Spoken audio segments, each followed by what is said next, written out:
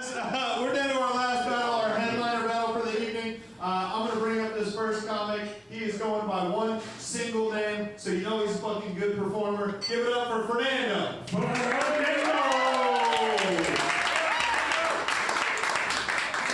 His opponent, a very solid roast battler, and also a ginger, so she don't feel none of this. Give it up for Emily Rudolph. Emily, you've done this a few times. Fernando, is this your first time doing it? All right, we're going to let you decide. You want to go first or defer? Ladies first. Ladies first. Emily's going to go first. Make some noise, guys.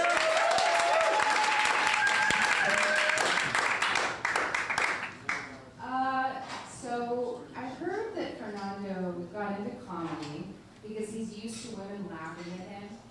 The difference tonight is he has pants on.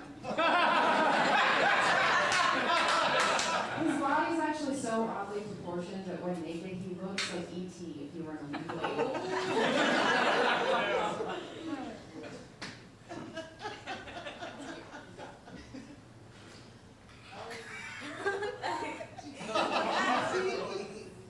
Emily Rudolph, if that's your real name. I hear that you are known as Firecrotch by the producers and bookers of the Bay Area. Wow. You're really bringing the fire tonight, man. I'm gonna have to call ICE.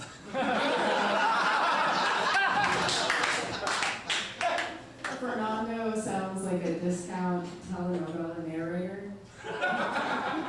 He claims to speak 3 languages, which is convenient because none of us ever know what the fuck he's talking about.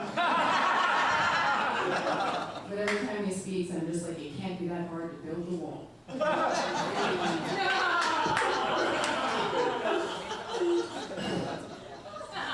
Emily looks like strawberry shortcake. If strawberry shortcake was into Adderall and trying to get into a gang of Latinas. You know, more on Fernando. Yeah, his penis is actually smaller than his entire distinguishable English vocabulary. His jokes are actually so cheesy that he's like a plate of nachos without chips, you know? Every time he gets on stage, he does a La Bamba. That's it.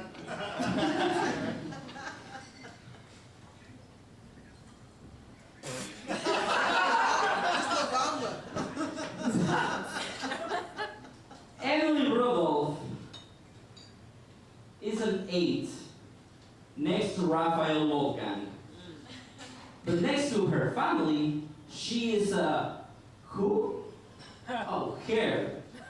But like adopted? Alright. Give it up for Fat Fez, everybody. His titties are bigger than mine. You look like George Lopez fucked an egg. And I'm never going to ask you to roll a joint for me because I know you don't have papers.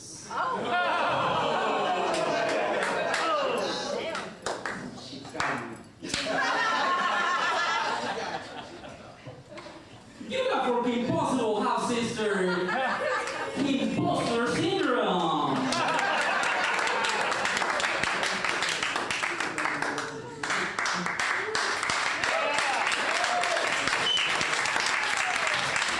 Give it up for Emily and Fernando.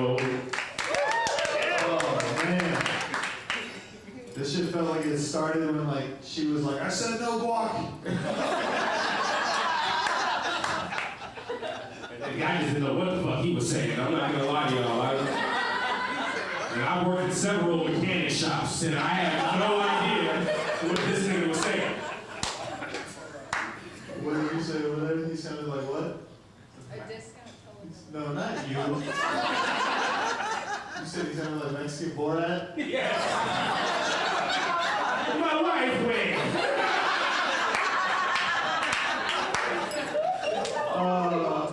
Oh shit, so I forgot about that. We should have just ended with Rafi and fucking Ruby. No, this was good, guys. That was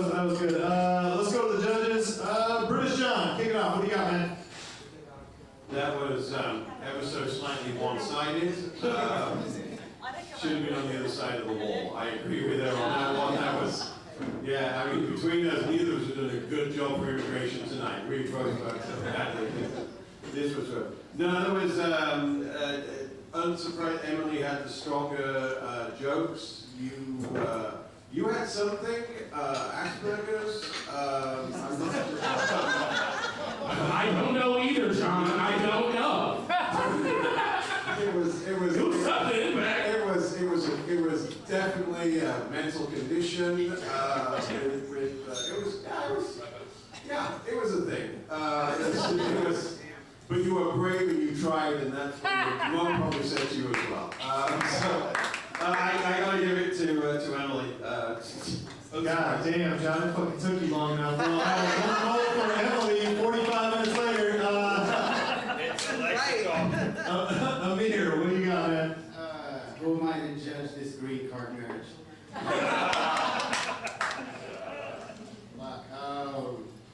What is the fucking, Fernando? You look like you're a brown man very into a religion that doesn't like brown people. And Emily, you did a great job. Might be the only time you made your father proud. I'm gonna give it to Emily, because I'm Mexican, I barely understood Fernando. 2 votes for Emily. Artie, closing thoughts? Yeah, one more time for the headline battle, guys. Yeah.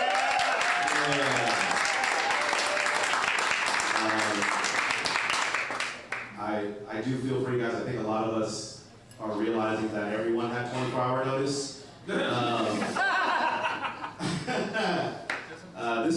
only thing I got is that this looked like a special ed teacher finally getting shit off her chest. Finally getting to say what she really felt. You know what I mean? Fernando, you're funny to laugh at. And, but the only thing I got for you is that with your bag, you kind of look like if he explored the spectrum, you know? Real far down, real far on one side, really. But yeah, I mean, honestly, Emily, if I can say, really good jokes. If you had 24-hour notice like everybody else was talking about, that was really good. And it was racist, but that's where your heart is.